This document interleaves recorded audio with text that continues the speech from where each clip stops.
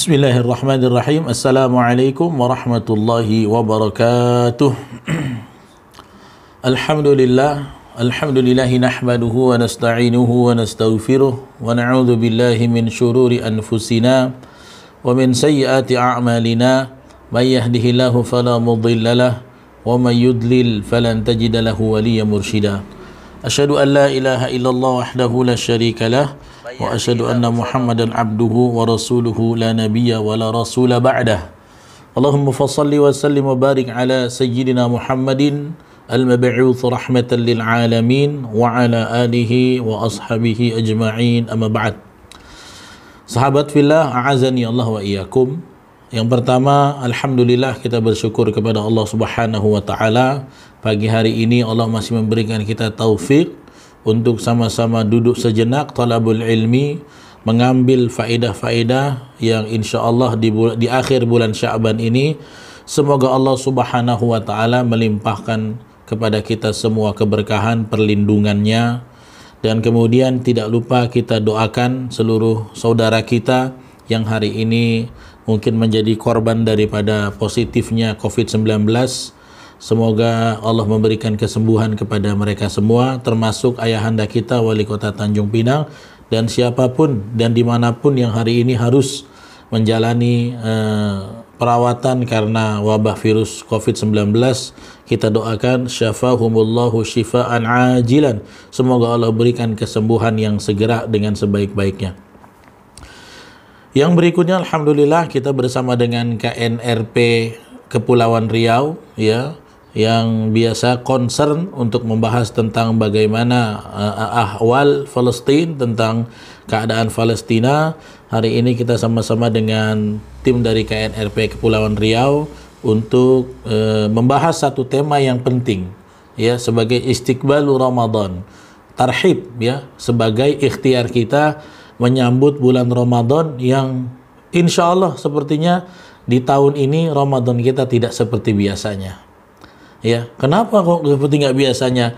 Hari ini ujian kita, arahan dari ulil amri, pemerintah kita adalah ibadah infiradiyah untuk masing-masing di rumah.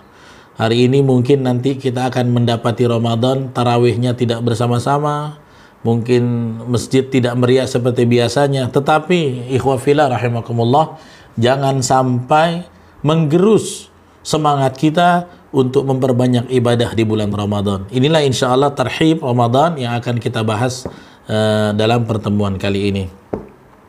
Tayyib sahabat fillah, azani Allah wa iyyakum. Ramadan itu adalah bulan mulia, ya, Syahrul Karim. Bahkan kemuliaannya tidak ada yang bisa ditandingi oleh bulan-bulan yang lain. Dia bulan spesial, ya, bulan yang tidak biasa, yang berbeda bobot kualitas ganjaran kebaikan di dalamnya dibanding dengan bulan yang lain. Karena itu kita nggak bisa biasa-biasa saja menyambutnya. Karena dia adalah Syahrul Karim, ya, bulan yang mulia, harus ada upaya untuk menyambutnya secara khusus supaya kita termasuk orang-orang yang sukses dalam mengarungi samudra Ramadan. Keluar kita dari bulan Ramadan, kita tidak merasakan kerugian, namun banyak meraih keuntungan, pahala, hasanat, kebaikan, amaliyah kita lakukan. Tentu semua itu dibutuhkan persiapan.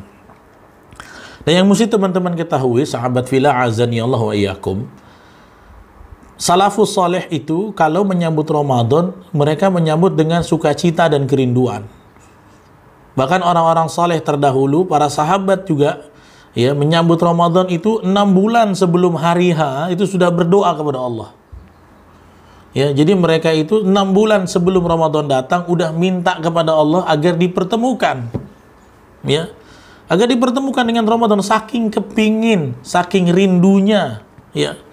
Walaupun saya tahu semua hari ini rindu dengan Ramadan, tapi saya tahu sebagaimana yang saya rasakan, banyak ikhwafillah sahabat sekalian risau kan, bagaimana tarawihnya, bagaimana puasanya. Tawakal pada Allah, ya. Maka hari ini kita akan bahas terus sambut Ramadan dengan kebahagiaan, dengan sukacita, karena dia adalah bulan yang istimewa yang dilakukan oleh sahabat dan para orang salihin terdahulu, didoakan, berdoa kepada Allah qabla sittata ashhur, sebelum 6 bulan sebelum datang. Apa doa mereka? Allahumma ballighna Ramadan. Ya Allah, sampaikan aku ke bulan Ramadan. 6 bulan sebelum datang Ramadan sudah minta pada Allah, saking rindu dan kepengin. Ya, maka ini harus kita tumbuhkan. Kalau orang-orang bertakwa itu dengan Ramadan, bulan Ramadan, syahrul ibadah, bulannya ibadah, dia sukacita, ya. Jangan sampai, aduh Ramadan, puasa lagi nih, aduh payah lah. Jangan, ya, nggak boleh. Kita harus menyambut bulan yang mulia dengan sukacita. Itulah tandanya kita dipanggil. Dipanggil oleh Allah. Kitalah yang terpanggil. Karena orang-orang beriman saja yang dipanggil. Ya ayyuhalladzina amanu, kutiba alaikumus siyam. Ya, wahai orang-orang beriman, diwajibkan atas kamu berpuasa. Dipanggil oleh siapa? Orang beriman. Maka orang beriman akan menyambutnya dengan sa'adah, dengan kebahagiaan ketika Ramadan itu datang. Ya. Karena itu, sambutlah dengan sukacita, dengan semangat yang luar biasa. Kita akan niat untuk mengisi hari-hari di bulan Ramadan dengan banyak beribadah kepada Allah Subhanahu wa taala. Nah, maka apa yang harus kita lakukan menyambutnya? Yang pertama ya, ad-du'a. Kita sambut Ramadan dengan doa. Ya. Doanya apa? Sebagaimana doa yang sering dilantunkan para alim ulama. Alim ulama tuh kalau sudah masuk Rajab udah mulai itu nyambut. Allahumma barik lana fi Rajaba wa Sya'ban. Ya, kalau sudah masuk bulan Sya'ban, doanya tambah lagi, Allahumma barik lana fi Rajaba wa Sya'ban wa ballighna Ramadan. Ya Allah, berkahilah kami di bulan Rajab. Dari bulan Rajab udah berdoa. Dan juga berkahi kami sekarang kami di bulan Sya'ban. Ini sekarang kita di Sya'ban nih, ya. Dan penggal doa terakhir inilah yang menjadi inti bagaimana mereka mencintai Ramadan. Wa ballighna Ramadan. Ya, dan sampaikan kami kepada bulan Ramadan. Minta supaya Allah kasih kesempatan bertemu Ramadan. Kenapa Ustadz mesti doa? Ya mesti. Karena kalau tanpa doa belum tentu antum tuh bisa nyampe Ramadan. Wah, Ramadan ini kita nanti tarawih bagaimana? Kalau Allah berikan umur, kalau tidak. Karena kalau ajalmu sudah sampai, nggak ada yang bisa untuk memisahkanmu dengan kematian. Karena itu berdoa, mudah-mudahan di kesempatan tahun ini Allah masih memberikan kita kesempatan berada mengarungi samudra Ramadan. Karena kalau kita bisa melewati Ramadan, itu anugerah pahala sudah menanti. Ampunan Allah begitu banyak, ya, membumbung seperti gunung disediakan untuk orang-orang yang mengarungi Ramadan dengan ketakwaan. Karena itu berdoalah kepada Allah, semoga Allah masih memberikan kesempatan kita bertemu dengan Ramadan. Ya, itu tanda kita doa adalah tanda bahwa kita betul-betul merindukan dan mencintai Ramadan, sebagaimana para salafus salih mereka berdoa dan sangat menantikan datangnya bulan Ramadan. Apa doanya? Allahumma barik lana fi Sya'ban. Ya Allah, berkahilah kami di bulan Sya'ban. Ustaz, bagaimana kita diberkahi? Kita sedang wabah. Ya tetap, ya, wabah itu bisa jadi anugerah. Tidak selamanya musibah itu adalah kemurkaan. Tidak selamanya. Bisa saja musibah itu adalah anugerah. Ya, mungkin ada yang selama ini dengan tidak adanya virus corona di luar terus, ibadahnya lalai, keluarga diperhatikan. Ya, kalau kita memandang dengan hikmah, gara-gara ada corona saya jadi dekat dengan istri. Tadinya mau bercerai, mau pisah karena nggak harmonis. Anak-anaknya bandel karena apa? Kurang perhatian dari orang tua. Tapi dengan ada corona lebih dekat, walaupun mungkin secara harta agak tertahan.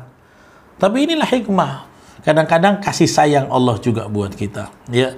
Dan kita berdoa kepada Allah, Allahumma ballighna Ramadan. Ya Allah, sampaikan kami semua hingga kami mencapai bulan Ramadan. Itu yang harus kita panjatkan saat ini di akhir-akhir bulan Sya'ban ini. Berdoalah kepada Allah, semoga Allah mempertemukan kita semua dengan bulan mulia bulan Ramadan, insyaallah. Amin ya rabbal alamin. Yang kedua, ya, isti'dadul hadaf. Yang harus kita prepare adalah mempersiapkan lagi niat, dipanjangkan, ya, memancangkan niat, ya. Apa niatnya? Niat kita kan kama kutiba 'alal ladzina min qablikum la'allakum tattaqun. Kamu diwajibkan puasa di bulan Ramadan seperti orang terdahulu, ya, juga berpuasa diwajibkan supaya kamu jadi orang bertakwa. Ya. Ingat ini, jadi lurusin lagi niatnya, bulan Ramadan mau ngapain? Mau ikhtiar jadi orang tatakun, itu di ayatnya. Ya, jangan sampai misoriented. Ramadan asik, Ramadan jualan cendol. Dunia aja yang diingat. asik Ramadan, jualan baju. Dunia saja yang diingat. Asik Ramadan, asik Ramadan. Asiknya hanya orientasi dunia. Padahal ayatnya nggak pernah bilang la'allakum tatakatsaru supaya kamu jadi banyak duit kaya, nggak ada. Ramadan itu datang menghadirkan lulus kita lewat Ramadan jadi orang bertakwa, jadi orang muttaqin. Itu tujuan datangnya Ramadan dan tujuan kita masuk bulan Ramadan. Jadi harus pancangkan, luruskan niat. Ya, Ramadan mau ngapain? Kalaupun pengen di momen ibadah nanti sambil jualan boleh. Sambil berbisnis ya untuk mengambil anugerah Allah di bulan Ramadan. Karena Ramadan itu rahmat, anugerah. Anugerahnya bukan cuma untuk orang muslim. Ya, kalau kita hari ini tinggal di Kepulauan Riau, anugerahnya juga dirasakan non-muslim. Ya, coba lihat, bayangin. Dahsyatnya Ramadan sampai orang non-muslim aja merindukannya. Walaupun merindukannya orientasinya adalah duniawi. Saya ya, kalau Ramadan bisa jualan ini, jualan itu, ada yang jualan macam-macam. Ada orang non-muslim jualan baju, ada orang non-muslim jualan cendol, ada orang non-muslim jualan roti bakar untuk apa? Makanan iftar, orang yang mau ta'amun iftar, orang yang mau buka puasa. Tandanya apa? Ya, itu dirindukan. Kalau di Tanjung Pinang, teman-teman yang tahu ya, ada cendol yang legend. Nah, itu adanya dulu di Potong Lembu. Sekarang buka di Tanjung Pinang. Coba tanya sama si Kokoh itu. Tanya sama Kokoh. Koh, kamu jualan cendol ini kapan momen yang paling kamu suka? Pasti dia akan jawab, wah paling suka bulan Ramadan. Kenapa? Cendolnya laku. Ya, itu anugerah yang kadang-kadang tidak disadari orang muslim sendiri. Na'udzubillah. Sayang banget kalau orang non-muslim menghargai datangnya Ramadan. Kita sebagai orang yang muslim justru cuek dengan anugerah yang besar ini. Ya. Tapi ingat, orientasi kita adalah supaya kamu keluar dari Ramadan, la'allakum tattaqun, supaya engkau menjadi orang bertakwa. Itu tujuannya yang utama. Ya.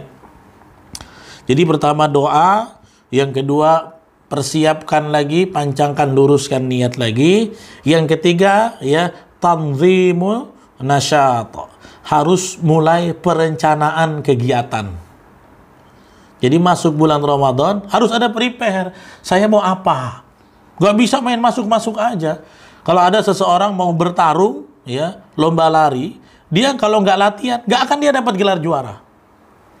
Makanya kalau dilihat testimoni, juara maraton, juara lari cepat, juara tinju. Kenapa kesuksesannya? Ada tadribat katsirah. Dia pasti latihannya intensif dan banyak. Kenapa perenang ini bisa juara? Karena latihannya dalam satu hari sekian jam.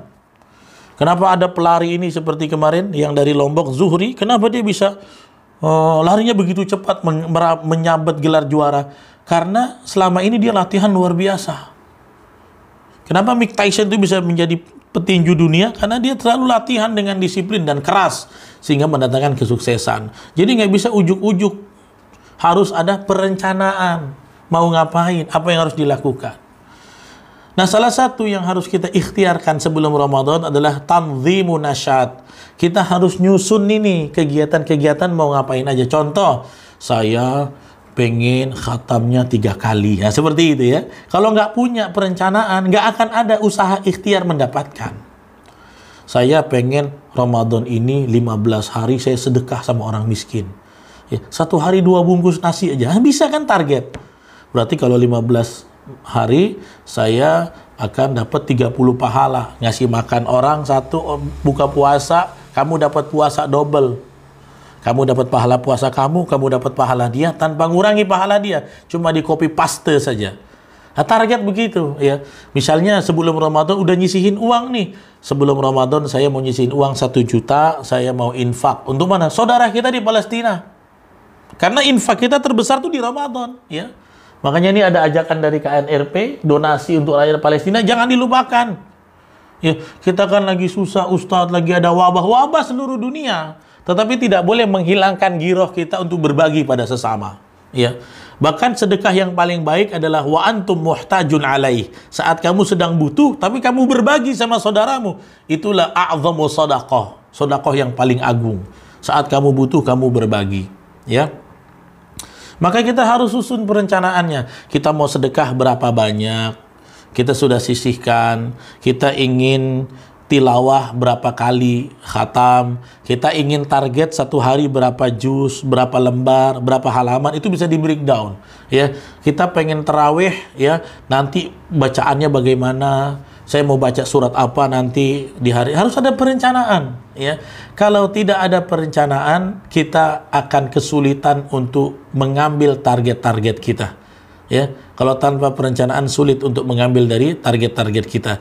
Maka harus ada takhtid atau tanzim nasyat, perencanaan. Inilah 3 yang harus kita persiapkan sebelum Ramadan. Banyak doa, luruskan niat lagi, dan buat perencanaan apa yang akan engkau lakukan di bulan Ramadan ya.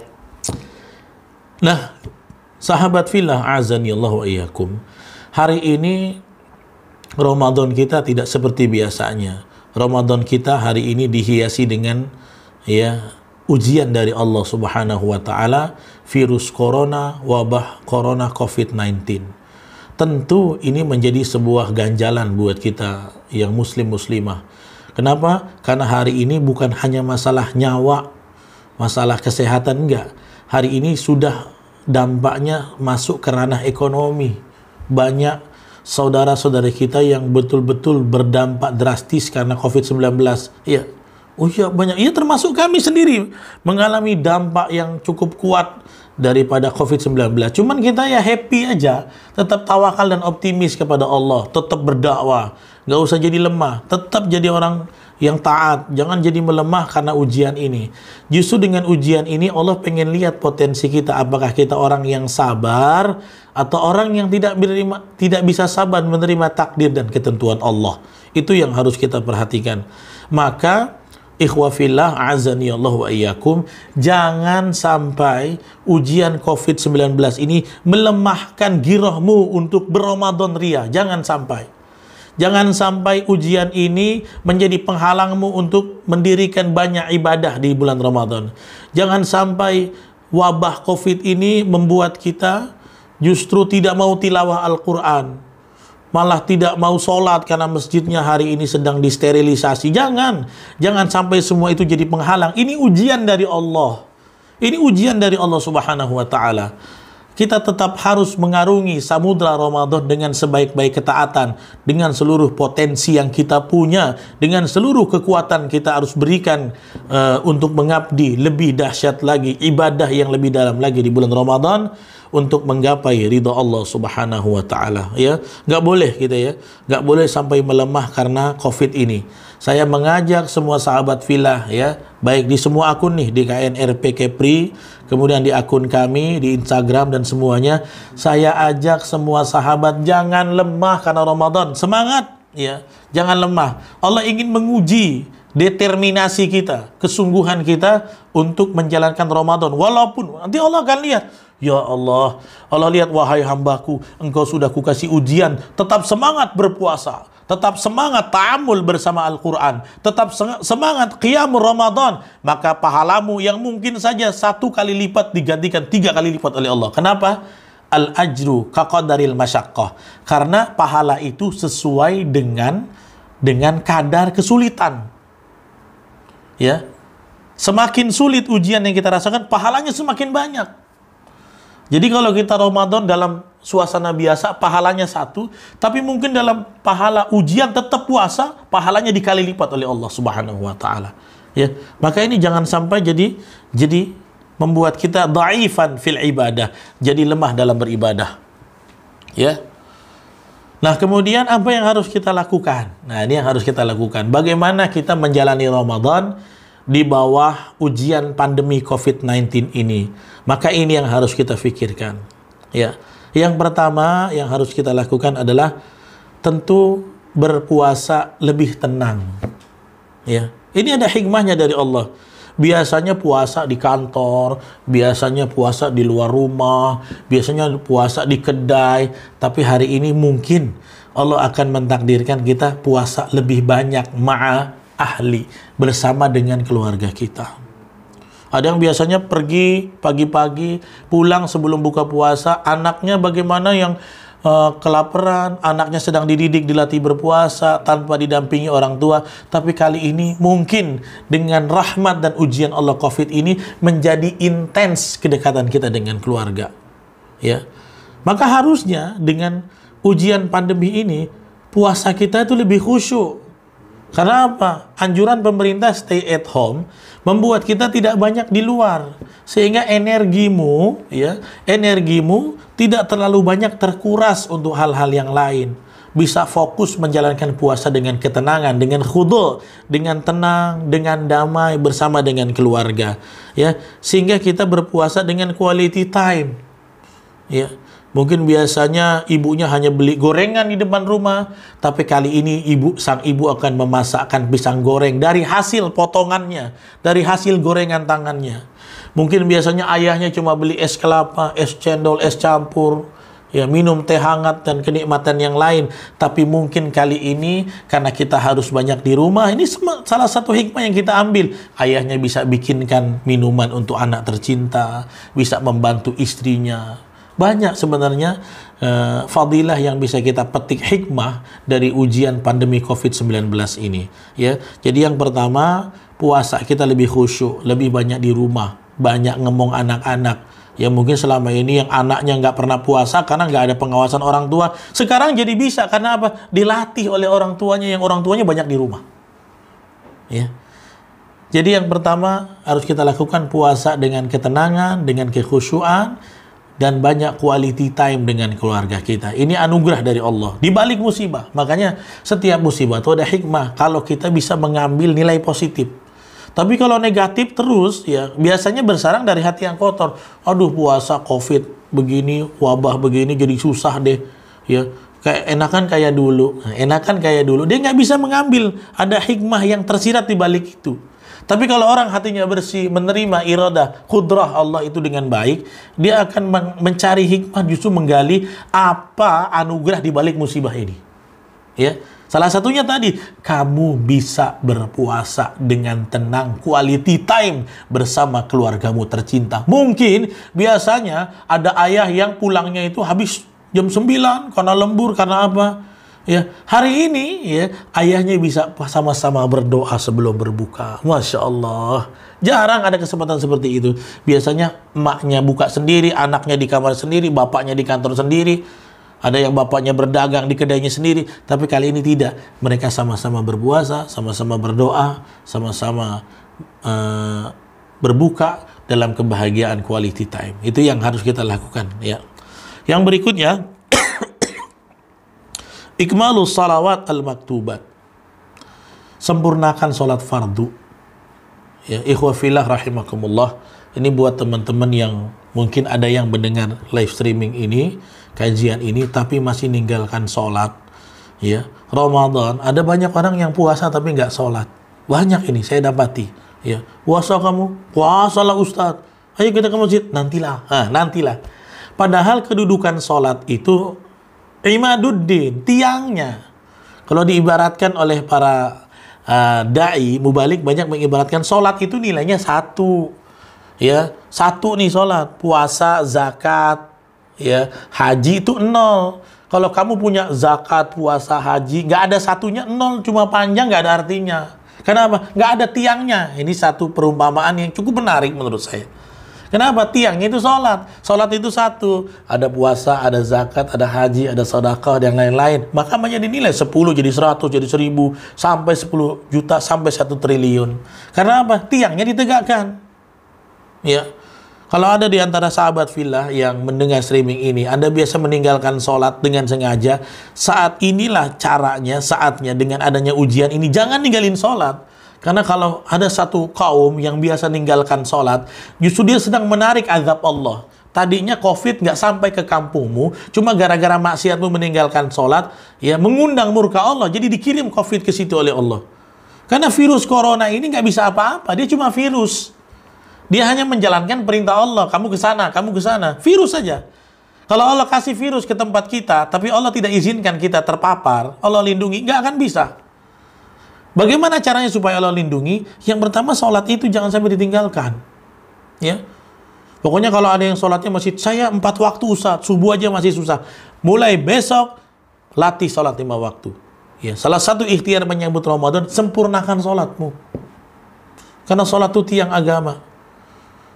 Makanya kalau ada orang yang puasa tapi nggak sholat, seperti uang, mata uang kiri kanan, cuma satu. Kalau kita punya selembar uang, ya, kita punya selembar uang, kemudian kita hanya punya satu gambar seperti ini, di belakangnya kosong, beli belanja, apa nih uang palsu? Orang nggak mau terima. Kalau kamu puasa, tapi kamu tidak sholat, seperti satu lembar uang, cuma satu sisi mata uang. Allah nggak mau terima puasamu. Kenapa? Karena kamu tidak menegakkan tiangnya itu sholat. Ya, jadi persiapkan sholat. Nah, kemudian ini dengan ujian kita kan harus sholat masing-masing di rumah. Ya, dan sekali lagi saya luruskan, kenapa pemerintah nutup masjid? Bukan nutup masjid. Nggak ada satupun, ya, pemerintah Indonesia yang berniat menutup masjid, menjauhkan kamu dari ibadah, nggak ada niat. Justru menjauhkan kamu ikhtiar, menjauhkan kamu dari peluang meninggal dunia. Itu yang dilakukan oleh ulil amri. Nanti kalau kita meninggal dunia amalnya belum cukup, kan sangat disayangkan. Jadi bukan masjid ditutup, tapi masjid disterilkan. Nih coba bayangkan, ya, kenapa harus dilakukan sterilisasi masjid, sholat diarahkan berjamaah masing-masing. Kalau seumpamanya di masjid ada yang terpapar karena virus corona, kemudian orang yang berjamaah lain ketularan, maka citra masjid jadi jelek, masjid penyebar virus. Justru sebelum itu terjadi, sebelum itu berlaku, kita hindari itu. Kemudian kenapa yang ditutup masjid? Kenapa kok pasar nggak ditutup, mall nggak ditutup, market nggak ditutup? Lain, ikhwah. Masjid kalau ditutup, kamu masih bisa ibadah di rumah, masih bisa ibadah sendiri. Tapi kalau pasar ditutup, kamu mau makan beli di mana? Jadi kalau ibadah itu dari rumah, ya, masih ada pilihan. Cuman kalau berbelanja kebutuhan pokok, kalau semua market ditutup, yang jualan supermarket makan menimbun makanannya sendiri, kita bisa makan apa? Jadi harus apple to apple. Jadi hari ini banyak analogi yang kurang tepat, saya sedih, ya. Dan yang saya sedih apa? Fatwa MUI yang merupakan majelis musyawarah yang begitu tinggi, orang berbagai macam ilmu, kategori, organisasi masih bisa dibantah dengan narasi bighairi ilmin, tanpa dalil, tanpa ilmu. Jadi ikuti, ya. Jadi ya, salah satunya sempurnakan sholat kita di bulan Ramadan. Sholat kita bagaimana? Berjamaah tetap bersama keluarga. Ini ada hikmahnya, ya. Mungkin selama ini abinya nggak pernah jadi imam di masjid, cuma jadi makmum. Saatnya hari ini dia bisa menjadi imam keluarga, ya. Saatnya di sini buktikan bahwa engkau bisa jadi imam keluarga. Ustadz, saya mah nggak hafal. Bagaimana saya mau tarawih sama istri? Saya cuma hafal 3 kul. Nggak deh, 4 kul. Tambah apa? Kul ya ayyuhal kafirun. Gitu ya. Nah, kesempatan ini kamu harus mengupgrade dirimu, wahai imam. Mau nggak mau kita hafalkan. Surat yang lain. Al-Humazah, At-Takatsur, Al-Qari'ah, Ad-Duha, Al-A'la, At-Tariq. Kesempatan ini kita untuk menjadi imam hakiki. Kenapa? Sesungguhnya seluruh suami itu kan imam untuk keluarganya. Saya bukan imam, Ustaz, saya makmum. Makmum di masjidmu, tapi engkau imam di keluargamu. Ini kesempatan kita, ya. Jadi banyak faedah yang bisa kita ambil. Hari ini mungkin biasanya kalau berdoa di masjid cuma amin, amin, amin. Sekarang Anda harus memimpin doa di keluarga, mengajarkan kepada mereka semua. Mungkin ada ibunya, nah ayo ikutin ibu doa ya. Nanti ayahnya suruh ibu yang mimpin doa, anaknya ngikutin. Jadi sebuah tarbiyah, auladiyah yang luar biasa. Ya, banyak hikmahnya. Sehingga seorang suami betul-betul bisa menjadi imam hakiki bagi rumah tangganya dengan adanya virus COVID-19 ini. Jangan menyurutkan semangat kita. Yang berikutnya, ya, sholat kita berjamaah di rumah. Adapun Idul Fitri juga, menurut arahan di Kepulauan Riau adalah tetap tidak melakukan Idul Fitri, nuzul Quran dan lain-lain. Kita ikuti ya ikhwah, kita sama-sama taati, insya Allah banyak kemaslahatannya buat kita semua. Dan kemudian harus apa yang kita lakukan? Tentu Ramadan banyak amaliyah yang harus kita tambah. Tambah dengan apa? Dengan sholat-sholat nafilah, sholat-sholat yang nawafil, sholat sunnah. Jangan sampai kita di rumah itu qobliyah ba'diyahnya ketinggalan, ya. Memang saya tahu, karena sholat di rumah nih kadang-kadang kita jadi tidak komit sama waktu. Ini banyak yang curhat sama saya, Ustaz, karena sholat nggak berjamaah di masjid di rumah, akhirnya kami jadi nggak tepat waktu, nggak on time. Itu ujian kita, ya. Tapi berusahalah untuk sholat tetap pada waktunya, insya Allah semoga Allah mudahkan, ya. Kemudian kita tambah lagi dengan sholat-sholat sunnah, ya. Sholat sunnahnya apa? Dengan rawatib, dengan qobliyah, dengan ba'diyah, dengan tarawih, ya. Ya, jadi sholat tarawih jangan sampai ketinggalan, ya. Sholat tarawih kita lakukan, tetap kita lakukan di rumah, ya. Siapa imamnya? Ya, ayahnya. Mungkin dengan adanya COVID ini ada anaknya yang santri dari pesantren pulang, umurnya masih muda, masih remaja, dia tidak bisa jadi imam. Saatnya kita latih dia jadi imam. Anak saya di pondok Ustaz belum bisa jadi imam, saatnya dilatih untuk jadi imam keluarga. Ini momentum emas yang diberikan oleh Allah kepada kita semua. Jadi jangan sampai kita kehilangan momen yang luar biasa ini, ya. Jadi bisa lakukan sholat tarawih tetap di rumah. Dan memang saya sampaikan sahabat fillah, godaannya saat di rumah, semangat kita tidak sebesar saat jamaah di masjid. Makanya Anda butuh extra power dari dalam hati sanubari. Ya, harus punya kekuatan. Ya Allah, ya Allah. Ya, kenapa? Kekuatannya bagaimana nih? Salah satu stimulan dari saya, pahala kamu beribadah di saat wabah itu berkali lipat. Apalagi Anda pengen ke masjid, tapi tidak bisa karena ancaman keselamatan nyawa. Antum dapat pahala ke masjid sempurna. Coba. Ini saya tahu beberapa orang yang risau, kenapa masjid kami tidak dibuka, kami ingin sholat berjamaah. Tujuan antum apa sih berjamaah? Pahala. Ya, pahala itu tetap dikirim oleh Allah kalau kita terhalang udzur yang syar'i, bukan karena kita malas, tapi karena memang alam, karena memang takdir Allah. Kita tidak bisa berjamaah, tapi kita ingin tetap dikasih pahala berjamaah. Allah tuh Rahman dan Rahim, Maha Kasih, Maha Sayang, nggak hitung-hitungan. Jadi jangan takut, pahala tetap dikasih. Ya, tambahkan itu semua dengan tarawih. Kemudian apa yang harus kita lakukan ikhwah fillah rahimakumullah? Yang harus kita kuatkan juga as-sadaqah lil mustad'afin. Keluarkan infak sedekah, donasimu kepada orang-orang yang lemah. Ya, ini momentumnya. Nah, ini untuk saya sampaikan, teman-teman bisa melalui KNRP Kepri, ya. Di Facebooknya bisa di inbox, ya. Bisa kalau mau donasi apa-apa kan, ini ada kontaknya nih, ya. Ada konfirmasi jemput teman-teman yang pengen infak. Coba lihat teman-teman, kita hari ini masih tetap tenang. Bagaimana teman-teman di Palestina sana, mereka sama-sama diserang wabah COVID, terancam dengan keadaan yang sama, dengan keadaan perang dengan Zionis Israel. Mereka lebih dahsyat. Saudara kita di Suriah, saudara kita di Rohingya yang dizalimi, bagaimana keadaan mereka? Maka jangan menurutkan kita untuk berbagi. Ustaz, saya aja perlu nih, saya juga perlu. Bagi sebagian untuk saudaramu. Ya, kenapa? Momentum Ramadan. Ya, nanti saya infaknya di luar Ramadan. Justru Ramadan inilah kita mengejar peluang infak. Pahala terbesar adalah di bulan ini.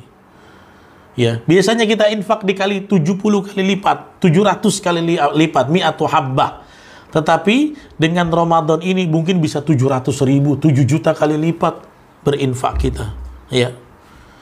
Tapi saya butuh. Saat kamu butuhlah kamu bisa berbagi. Itulah sifat yang paling termulia. Karena itu sedekah kita yang paling berkualitas bukan karena besar bilangan. Tapi saat kita cinta dengan zat itu, kita bisa kerat. Kita bisa bagi kepada orang yang lain. Itulah kebahagiaan hakiki sebenarnya. Ya. Jadi lihat, banyak di antara saudara-saudari kita yang mungkin hari ini terancam, dia punya makannya, sembakonya, saatnya kita berbagi. Ya. Dan sahabat filah ini saya ingatkan dalam bab sedekah ini, antum jangan takut miskin gara-gara sedekah. Nggak pernah ada sejarah orang yang rajin sedekah kemudian jadi fakir dia, jadi miskin, jadi melarat. Nggak pernah ada cerita begitu. Karena apa? Ketika dia berbagi untuk saudaranya yang lain, dia mudahkan hajat orang lain, yasarahullahu fid dunya wal akhirah. Justru dia akan kena timbal balik kemudahan dari Allah dunia dan akhirat. Misalnya, ya, kamu tinggal di komplekmu, tiba-tiba di satu komplek itu ada 2 rumah yang mereka tuh udah kehabisan beras. Biasanya kerjanya ngojek, kalau nggak keluar nanti nggak dapat uang, mau keluar tidak boleh bawa penumpang, kan dilema nih, ya. Mungkin teman-teman ada yang punya gaji lebih, ada yang ASN, yang tetap bisa dagang online, macam-macam lah ya. Ada saudara kita yang begitu, kita juga butuh nih, kita nggak tahu nasib kita pekan depan, 2 pekan lagi, bagaimana? Kamu berbagi sama dia. Beli beras 5 kilo, beli minyak, beli tepung, ya, bahan makanan kasih ke rumahnya. Ya. Nanti saya jadi miskin, nggak akan. Insya Allah, yakinlah, dengan kita meringankan beban saudara-saudari kita, Allah justru akan memudahkan langkah kita. Ya, itu yang kita lakukan insya Allah. Kemudian yang berikutnya yang harus kita lakukan apa? Khatmul Quran. Ya, harus menghatamkan Al-Quran. Minimal kita 1 kali menghatamkan Al-Quran di bulan Ramadan. Kenapa? Karena Rasulullah sallallahu alaihi wasallam setiap Ramadan kana yalqahu Jibril fi kulli lailatin min Ramadan. Dalam hadis yang sahih, Jibril itu senantiasa menjumpai Rasulullah di malam-malam Ramadan. Untuk apa? Bukan membahas tentang yang lain, perkara apapun, apalagi perkara dunia. Tetapi yang dilakukan Jibril setiap malam Ramadan bertemu dengan Rasulullah, yudarisuhul Quran. Ya, bertadarusan Al-Quran dengan Rasulullah. Bahkan para qurra mengatakan bahwa momentum Ramadan itulah Jibril akan datang kepada Nabi Muhammad membacakan semua ayat yang sudah turun sampai saat itu. Apa tujuannya? Untuk memahamkan Nabi tentang tartibul ayat, urutannya. Yang kedua, untuk menjaga hafalan Rasulullah agar tetap kuat. Dan kata dalam hadis itu yudarisuhu, dengan wazan ya darosa yudarisu, ya. Tadarusan itu artinya 2 kata kerja yang dilakukan bersamaan. Jadi saling belajar dan mengajarkan Quran. Jibril membacakan, Rasulullah mendengarkan, ya. Kemudian Rasulullah setelah dengar, setelah menghafal, Rasulullah bacakan kepada Jibril, ditaftish oleh Jibril, diperiksa bacaan koreksinya oleh Jibril alaihissalam. Ini yang dilakukan oleh Rasulullah tiap malam. Orang yang paling bertakwa tiap malam tadarusan dengan Jibril. Pahala Nabi banyak dari yang lain. Ampunan dosa sudah diberikan. Ya, dosa yang akan datang, dosa yang telah terjadi diampuni, maksum. Allah berikan. Tapi masih terus usaha dekat dengan Quran. Nah, kita ikhwah fillah, kita bukan nabi. Kita tidak maksum. Amal kita jauh dari cukup untuk selamat di akhirat. Maka jangan sampai kita meninggalkan peluang dengan dekat dengan Al-Quran di bulan Ramadan. Karena Ramadan itu syahrul Quran, syahrul Ramadan alladzi unzila fihil Quran, bulan Ramadan yang di dalamnya diturunkan Quran. Kenapa Quran diturunkan di bulan Ramadan? Apa tujuannya, hikmahnya? Supaya kita banyak baca dia di bulan turunnya. Jadi tujuan Ramadan, ibadah, puasa, sholat tarawih, dan yang paling inti adalah salah satunya adalah membaca Quran, khatam Quran. Ya. Jangan sampai kita kehilangan peluang ini yang besar ini untuk menghatamkan Al-Quran. Jadi Rasulullah itu setiap Ramadan khatam 1 kali. Khatam 1 kali. Sampai 2 Ramadan sebelum beliau wafat, beliau khatamnya double, 2 kali khatam. Ya, ini yang dilakukan oleh Nabi Muhammad sallallahu alaihi wasallam yang sudah maksum, sudah banyak pahalanya. Nah, kita yang masih kurang, apakah lagi harus lebih giat belajar Quran? Contohnya misalnya ada teman-teman yang hari ini belum bisa baca Quran. Targetnya Ramadan ini saya bisa membaca rangkaian Quran. Saya masih Iqra, saya harus selesai Iqra. Ya. Jadi kalau ada teman-teman, bapak-bapak, ibu-ibu yang umurnya sudah lanjut, belum bisa baca Quran, belajar, ini momennya. Baru kiamat sugro dari corona ini peringatan, belum lagi mau ngaji. Na'udzubillah. Apa keras dalam hati kita ini? Belajar. Ya. Belajarnya di mana, Ustaz? Banyak. Di markas Quran bisa, di Kompak bisa, ya. Pokoknya bisa ditanya di Tanjung Pinang. Ada Ustadz Sugianto itu, komunitas pencinta Al-Quran. Tanya beliau, saya pengen belajar, saya masih ikut belajar, ya. Ingin belajar juga Ustadz Riza, tanya, silakan di inbox di page saya. Insya Allah kita akan berikan solusi-solusi. Jangan malu. Saya umurnya 40 baru mau belajar Iqra. Rasulullah 40 baru terima wahyu. Jadi jangan ada kata malu. Ini momentumnya. Kalau mungkin antum bacanya belum lancar, Ramadan ini harus lancar. Begitu target kita. Kalau sudah lancar, saya pengen baca, misalnya berapa? 1 juz setiap hari. Ingin khatam 30 hari, 1 juz setiap hari. Bagaimana caranya 1 juz setiap hari? Bisa di breakdown. Kalau 1 juz itu adalah 10 lembar, maka kita bisa dibagi itu, ya. Setiap sholat 3 lembar. Nggak usah langsung baca 1 juz. Mungkin kalau yang bukan penghafal Quran berat buat mereka. Tapi banyak cara lain. Ya, habis subuh yang waktunya luang, sebelum ketiduran lagi atau sengaja tidur lagi, ya. Ini karena banyak stay at home, jadi banyak stay at kasur juga ya, gara-gara. Tapi nggak apa-apa, ya silakan. Daripada bermaksiat, mendingan itulah. Walaupun saya tidak menyarankan terlalu banyak. Apa yang kita lakukan? Baca subuh, habis subuh 3 lembar. Sudah cukupkan, zikir yang lain, beres-beres rumah, olahraga dan lain. Nanti habis zuhur baca lagi 2 lembar, sudah 5 lembar, ya. Kemudian habis asar baca lagi 2 lembar, sudah 7 lembar. Banyak. Habis maghrib tambah lagi 2 lembar. Ya, sudah 9 lembar. Habis isya tinggal sisa 1 lembar. Bisa 1 juz kita 1 hari. Ya, itu bisa kita lakukan, itu bisa kita ikhtiarkan kalau kita mau. Ya. Nah, jadi itu ya, kita harus ikhtiarkan bagaimana kedekatan kita dengan Al-Quran semakin baik di bulan Ramadan ini. Yang terakhir yang harus kita lakukan adalah, karena bulan Ramadan adalah mustajabnya doa. Banyak momen-momen doa kita diijabah oleh Allah, maka iktsarud doa lil maslahatil ummah. Banyaklah bermunajat doa untuk kemaslahatan umat. Ya. Doakan saudara-saudara kita di Palestina, di Suriah, di Rohingya, di Uighur. Mereka yang harus mempertahankan Islam dengan ujian yang lebih deras dari kita, doakan. Doakan juga seluruh kaum muslimin muslimah yang mungkin terpapar dengan COVID, segera Allah angkat. Kemudian banyak doa-doa perlindungan yang kita amalkan di bulan Ramadan, ya.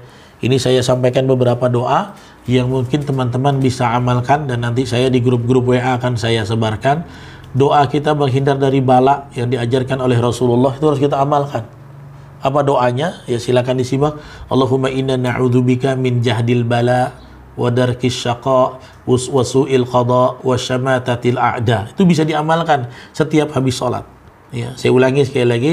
Allahumma inna na'udzubika min jahdil bala wa darkis syaqa wa su'il qada wa syamatatil a'da. Ya, itu bisa kita munajatkan kepada Allah. Terlebih di bulan Ramadan, setiap hari ulang-ulang doa itu.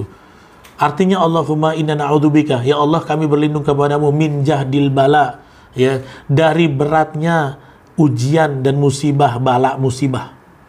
Wa darkis syaqa, ya, dari keburukan-keburukan. Wa su'il qada, dari takdir yang buruk. Wa syamatatil a'da, dari gembiranya musuh terhadap kami. Nah, ini yang harus kita doakan. Termasuk mendoakan teman-teman kita di Palestina adalah agar musuh-musuh Zionis Israel itu wasyamatatil a'da, tidak semakin menjadi-jadi beraninya sama kita. Itu diamalkan ya. Sekali lagi saya sampaikan doanya, Allahumma inna na'udzubika min jahdil bala wa darkis syaqa wa su'il qada wasyamatatil a'da, ya. Doa yang kedua yang diajarkan Nabi, kita menghindari ikhtiar menghindari dari segala penyakit. Allahumma inna na'udzubika minal baras wal junun wal juzam wa min sayyi'il asqam. Ya Allah, Kau berlindung dari penyakit kulit, dari kolera, dari penyakit gila, dan dari segala bentuk penyakit yang lain. Ya. Allahumma inna na'udzubika minal baras wal junun wal juzam wa min sayyi'il asqam. Dan berdoa boleh ditambahkan karena sekarang sedang ujiannya adalah ujian internasional, wabahnya mendunia. Doa Allahumma rfa'annal bala, ya Allah angkatlah musibah ini, wal wabah ini angkat, wal fahsya wal munkar wal fitan, keburukan, kemungkaran dan fitnah-fitnah angkatlah semua ya Allah. Berdoa di bulan Ramadan, memperkuat doa untuk kemaslahatan umat, mudah-mudahan bermanfaat buat kita semua. Tayyib, sahabat fillah azani Allah wa iyyakum, inilah yang bisa kami sampaikan ya. Ini mungkin ada beberapa, ada hadiah ya.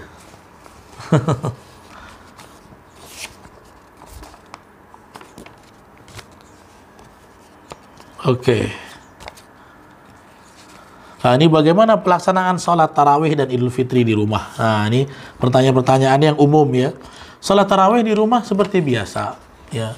Anda bisa bikin yang ideal 8 rakaat, 2 rakaat salam, 2 rakaat salam, 2 rakaat salam, kemudian ditutup dengan witir. Witir terserah 2 metode. Bisa langsung 1 salam saja witirnya, langsung 3 rakaat ya.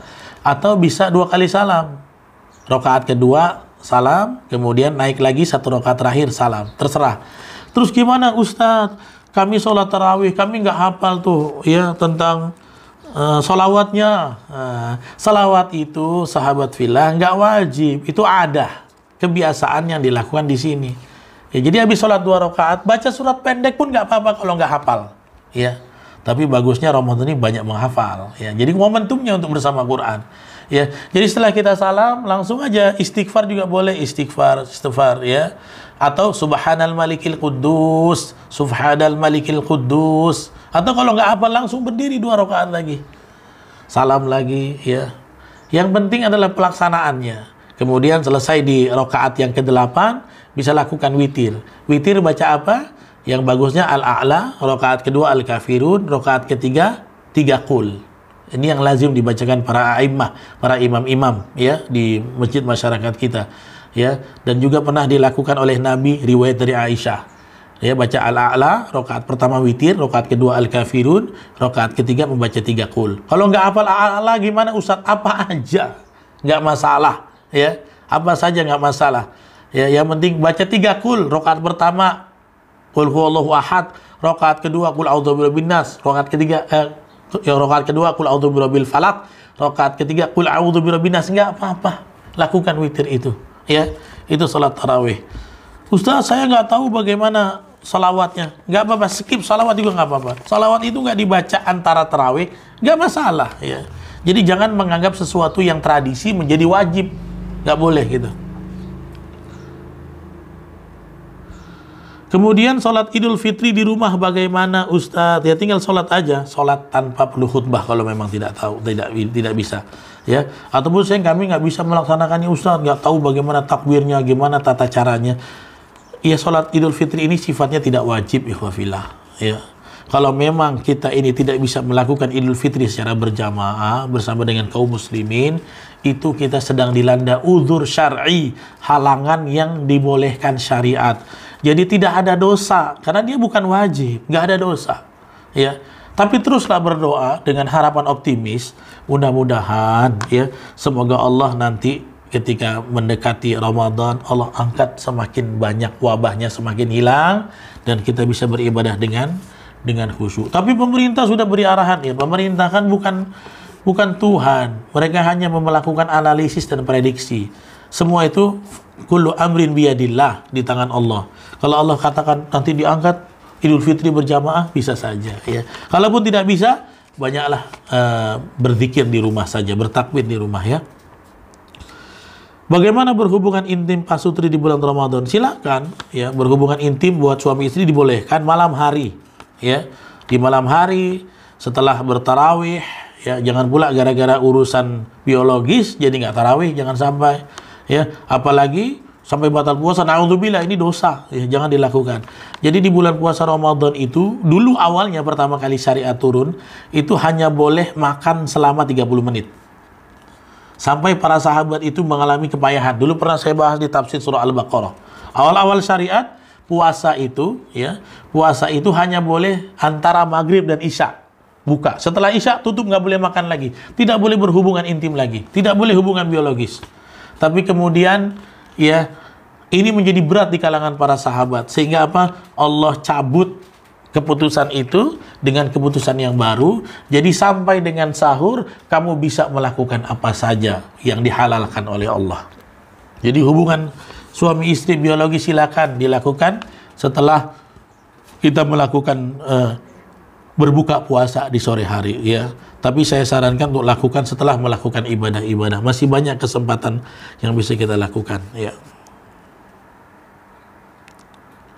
Kemudian saya juga mengajak semua sahabat fillah, saudara-saudari kita di Palestina ini mungkin keadaannya lebih dahsyat dari kita.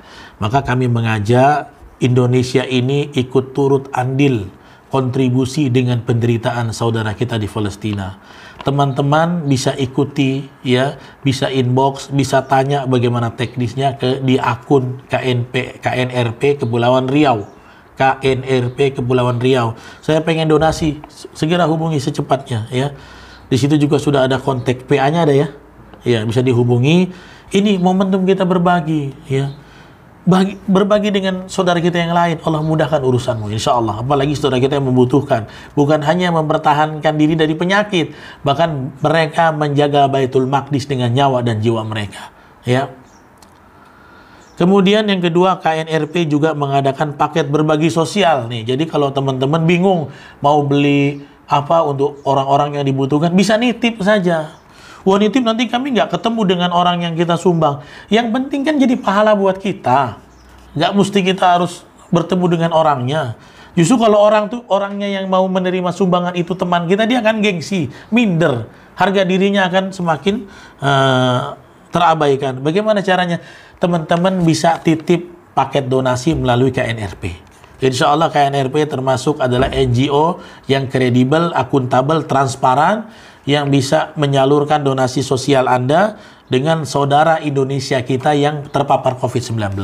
Jadi banyak ruangnya ya, bisa melalui KNRP. Kemudian yang ketiga, silakan bergabung dengan Tadarus online. Nah ya, bersama Quran, dengan stay at home, jangan menghalangi kita dari mengaji, jangan sampai ya. Bersama Quran, walaupun keadaan di rumah saja, tetap harus semangat. Salah satunya adalah solusinya ini, kita manfaatkan teknologi Tadarus online ya. Maka nanti akan di-share di medsos KNRP Kepri. Kalau di Instagramnya KNRP Kepri, kalau di Facebooknya KNRP Kepulauan Riau ya. Akan ada Tadarus online bekerja sama dengan beberapa lembaga dan komunitas. Nah, saya mengajak semua sahabat fillah gabung ya. Jangan gara-gara stay at home ini merusak semangat kita beribadah. Masih ada teknologi yang bisa kita gunakan untuk syiar, untuk ketaatan. Mudah-mudahan semua itu bermanfaat bagi kita semua, insya Allah ya. Ada yang bertanya? Enggak? Silakan yang mau bertanya secara langsung. Nanti dibaca di kolom komentar. Instagram ada yang nanya? Ada yang lihat stay? Ada, Ustaz. Berapa orang? 2, Ustaz. 2 orang. Tadi berapa?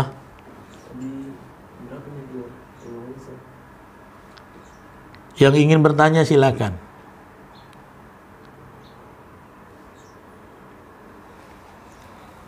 Yang mau bertanya tentang Ramadan apa? Kalau ada komen ya di situ.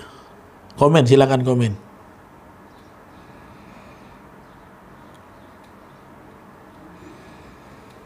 Nggak ada? Kalau nggak ada nanti bisa di komentar setelah kajian saja. Nanti akan dibahas di pengajian berikutnya. Cukup? Ada lagi pesan dari teman-teman KNRB ya? Ini kelihatan nggak sih dari situ? Kelihatan ya? Jadi teman-teman ini yang ingin bantu sedekah Palestina, donasi, tetap bisa menghubungi ke sini. Ininya kelihatan nggak nih? Nanti di bawahnya ada ya. Kemudian yang mau membantu juga bisa berdonasi ke sini nih. Donasinya di sini atas nama KNRP Kepri. Yang disorot sini ya Instagramnya. Iya. Udah nampak ya? Nah, ini kalau mau berbagi sosial buat penderita COVID di Indonesia. Jadi silakan konfirmasinya di sini ya. Mudah-mudahan ini bisa satu sinergitas yang baik buat kita semua. Ini ada yang nanya nih, Mas Dipa dari Pramuka. Ustadz, kalau sholat tarawih jam 10 malam boleh? Tak boleh. Boleh, nggak ada masalah. Nah ini jadi pertanyaan, Ustadz biasanya tarawih kita kan ada kultumnya, kan? Terus gimana bisa nggak mubaliknya dibawa ke rumah? Ya nggak bisa, ya. Kemungkinan forum komunikasi mubalik tidak untuk mengirimkan mubalik dalam karena kita khawatir melakukan keramaian nanti bersin orang jadi ketularan. Jadi tarawih itu nggak mesti jamnya itu harus langsung habis isya. Bisa Anda isya dulu, habis itu makan lagi, setelah itu tarawih. Yang penting jangan ditinggalkan, boleh ya. Dan tidak mesti ada kultum. Ya kultum itu bukan rukun dari tarawih. Yang penting sholatnya, ya. Yang penting sholatnya. Bahkan kalau antum tarawih tanpa witir pun bisa. Witirnya nanti pas bangun sebelum sahur boleh. Boleh, ya. Jadi apa saja bisa dilakukan. Ustaz, saya lagi sakit, tarawihnya cuma 2 rakaat pun boleh, 4 rakaat boleh, 6, 8 boleh. Kalau 20 ya silakan 20 kalau kuat, tapi jangan laju-laju ya. Tetap khusyuk dan khudu ya. Jadi silakan Mas Dipa salat tarawih jam 10 malam diperbolehkan ya. Diperbolehkan. Bahkan ada orang yang pilihannya dia tidak tarawih cepat. Tetapi dia setelah Isya istirahat, kemudian bangun jam 2 malam, dia lakukan qiyamul lail, tarawihnya di waktu qiyamul lail. Ini lebih dahsyat lagi. Cuman resikonya kebablasan ya. Karena penuh resiko, maka pahalanya lebih besar lagi. Ya. Itu pertanyaannya. Jadi boleh sholat tarawih jam 10 malam, tidak ada masalah.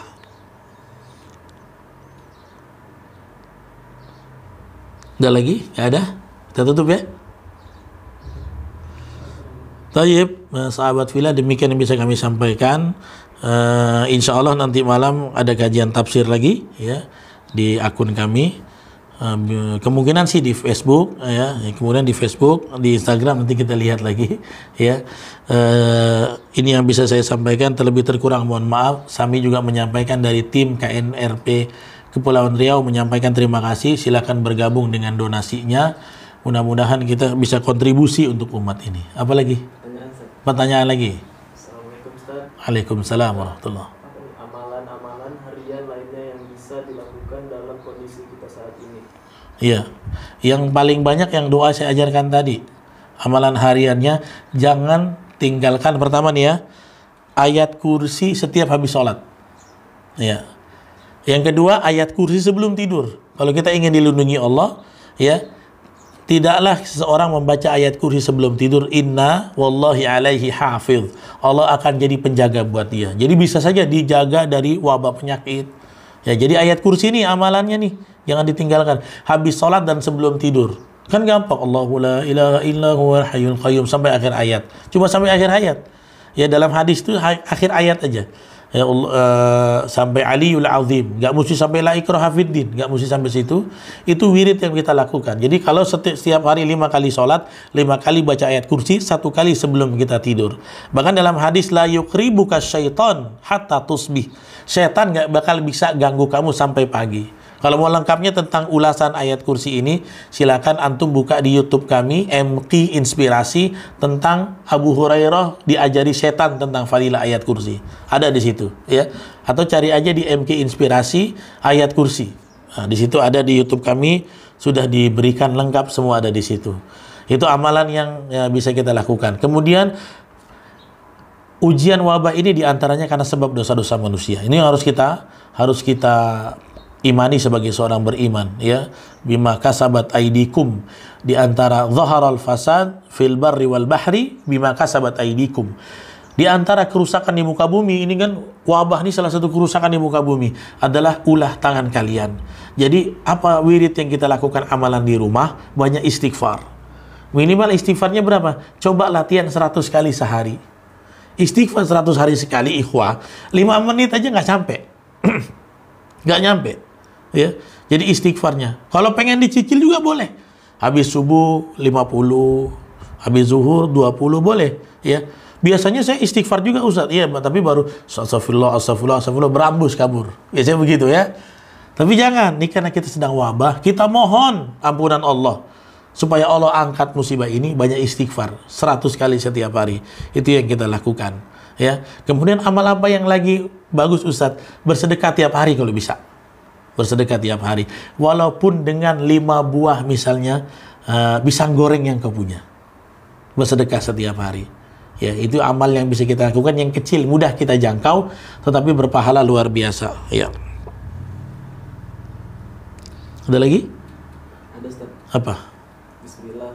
Ustaz, mohon izin, mau nanya, kalau mengumumkan berita orang yang sudah meninggal di masjid itu bagaimana hukumnya? Ada khilaf antara ulama bagaimana hukum mengumumkan berita orang meninggal dunia di masjid. Ada khilaf hukumnya, ya. Ada yang mengatakan masjid tidak boleh dipakai kecuali untuk syiar yang lain. Ada juga yang mengatakan boleh karena mengumumkan kematian itu kan termasuk syiar supaya orang takziah. Nah, itu ya. Jadi itu ada khilaf antara ulama, ada yang mengatakan boleh, ada yang mengatakan tidak boleh. Yang tidak boleh itu jelas ya, kalau selama masih pengumumannya dalam urusan agama diperbolehkan, tapi kalau urusannya adalah urusan-urusan dunia itu tidak diperbolehkan. Ya, diumumkan nanti akan ada pelayanan kesehatan. Nah, itu tidak elok. Silakan diumumkan di pos kamling atau di pos RT dengan speaker-speaker sendiri, ya. Karena di masjid untuk li sya'airillah, untuk syiar-syiar kepada Allah, ya. Mas Dipa kangen dengar pengajian Ustadz di Masjid Pramuka, jadi mendengar di FB Ustadz saja. Terima kasih Ustadz. Ya. Ini ada lagi nih Muhammad Yunus. Bagaimana caranya menghilangkan was-was? Ini was-was di mana? Was-was di sholat. Kalau was di sholat, menghilangkannya kata Syekh Utsaimin, berta'awudz sebelum sholat. Jadi sebelum takbir, ta'awudz dulu. A'udzubillahi minasyaitonirrajim. Berta'awudz, ya. Atau bisa sebelum sholat ta'awudz basmalah baca surat An-Nas. Ini dilakukan. Surat An-Nas adalah surat yang merupakan al-mu'awwidzat, perlindungan kita dari was-was syaitan, bisikan syaitan. Jadi sebelum sholat baca ta'awudz. Nah, jadi menghilangkan was-was itu dengan ta'awudz. Makanya ditanyanya was-was secara umum, ya. Kalau ditanya was-was dalam hal yang lain, ini bisa saya jawab secara terperinci. Jadi itu. Ada lagi? Cukup, ya? Demikian yang bisa saya sampaikan.